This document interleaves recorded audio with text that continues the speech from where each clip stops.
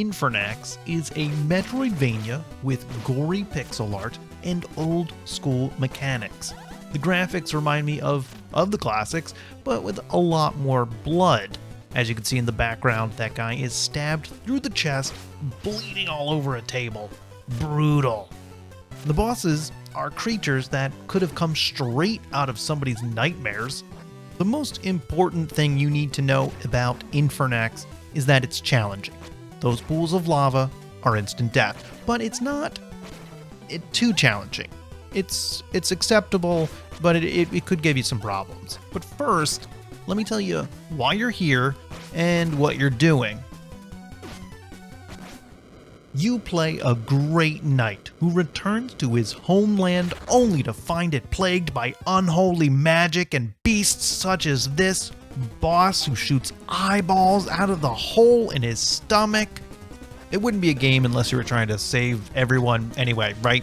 My thoughts on the matter are that if the pandemic happened and I could just move away from it, I would have done that. Just move away from the problem. Your job is to break 5 magical seals that lock the citadel from entry. That's where the plague is coming from. You do this by breaking a gem in each dungeon behind a boss, just like this one.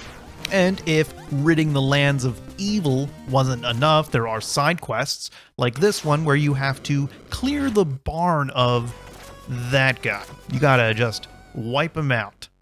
This one's particularly tricky because the guys I'm fighting right now don't actually do anything. You can defeat the boss. That's okay. So you explore the world looking for dungeons and helping people in need. Along the way, you'll find some powers to unlock new areas, which is very Metroidvania. That's the game. Cool. One of the more unique features of Infernax is that you can actually make choices. Here I am talking to these vagabonds, getting their details, figuring out what they're doing here. But what I'm going to do is go past them, talk to some guy in a house. He's going to be like, there's some rabble outside, and could you take care of them? I'm going to say, yeah. And then when I walk out this door, I get to make a choice. I can choose if I want to side with this guy or side with the vagabonds. I get to choose here if I want to fight them or drink with them. And depending on my choice, it will either give me a benefit from the guy inside or a benefit from these vagabonds. And I will say that they even show up later, and I don't want to spoil too much of it, but it was pretty interesting that the choice seemed to matter and actually maybe bit me in the ass later. That was pretty cool. Having choices is a big departure from old school games and sets Infernax apart from them. Now, you might consider save scumming or reloading saves to see the different choices, but the save points are so far away, you don't want to do that, trust me. And there are multiple endings in Infernax, but considering the options are very good guy or bad guy, I think we can guess what kind of endings we might see. Moving on to the combat, and I don't really have that much to say. The enemies are pretty dumb and simple to play against, and you just have to be very careful. There are plenty of spots in the game where the enemies will catch you off guard and you'll take damage. And of course, it's an old school game, so there are kind of ways to cheese it where you can be on a lower platform and attack the guy under him. It's like the safe thing to do. It's not a very proud moment though. I think the bigger danger here in Infernax aren't the enemies, but the levels themselves.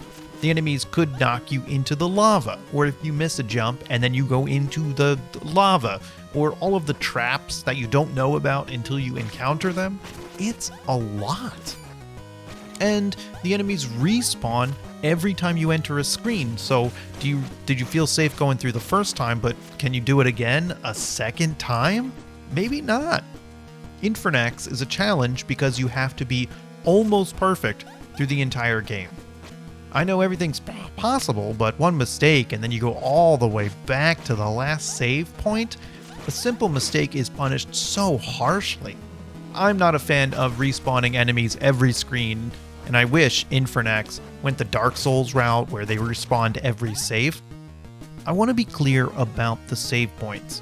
While there are a few scattered throughout the world, they're few and far between, and there's only one outside the dungeon.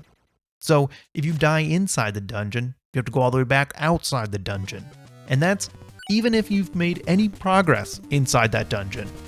My tactic was to collect the key, then go back out and go to the save point, and then go get the spell, and then go back out and use the save point, and then go and find the boss. So I had to go in and out of that dungeon two times before I could make any progress to the boss to break the gem.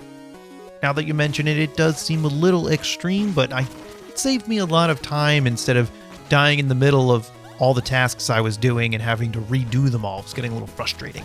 Before you even start playing, you'll have to choose which your difficulty or mode you want to play in. Classic mode, as you see, is intended, and casual makes it a little bit easier. Those extra save points in key areas are kind of nice, and keeping your experience in gold, it's less important, actually.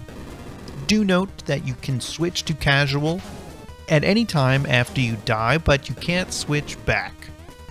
The more important part about casual mode are the lives. They're like little checkpoints, or a limited amount of checkpoints you can use.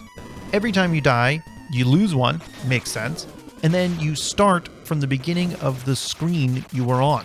It's like a little backup. If you make one mistake, then you don't lose everything, and you can start from that same screen, keep going, try your hardest to continue, and if you have enough retries, you'll probably get through it. But on classic mode, you don't get one of these lives from the start, which is fine. It's actually easy enough to go back to town and get your first one, but that first dungeon is quite tricky, and without lives, it's kind of frustrating. It's weird the game gets easier as you gain more lives and as it progresses in terms of having those retries. You do get more powerful as the game progresses, since you can spend your experience at a save shrine, either on power, health, or mana. As you can see, the costs increase as you keep buying them. This does lead to some grinding opportunities. If you wanted, you could grind the experience out to upgrade them, but it would be very tedious. Also, if you're on classic mode and you die, you lose it also. That could also be very painful. You also collect gold from enemies. It drops when you bash them open. Who knows where those golds are hiding? Doesn't matter, but you can spend this on spells and armor upgrades and a weapon upgrade. It's all pretty basic. Just get everything you can that makes you more powerful. Done. Before we wrap up this video, I want to mention one little annoyance I have with Infernax. Why does the game make me watch this cutscene every time I save? It's unskippable, of course it is. He's got to pray, he's got to listen to a little song, and then you got to read a little text, and you just have to do it every time you save in a game where you want to save all the time. It is so annoying and such a waste of time. It drives me nuts. It's my pep peeve, and I can't handle it anymore. It's fine. It's not enough to make me stop playing. Overall, Infernax it's great, actually. I had a lot of fun playing, and it is challenging, but not too challenging, and it doesn't waste your time with the cutscenes, which is annoying, but it doesn't waste your time too much, and you just have to be careful. I think that if I was going to play again, I might play in casual mode, because I have no one to prove anything to. I think that make me a lot happier and save me a little bit of time. Probably enjoy the save spots.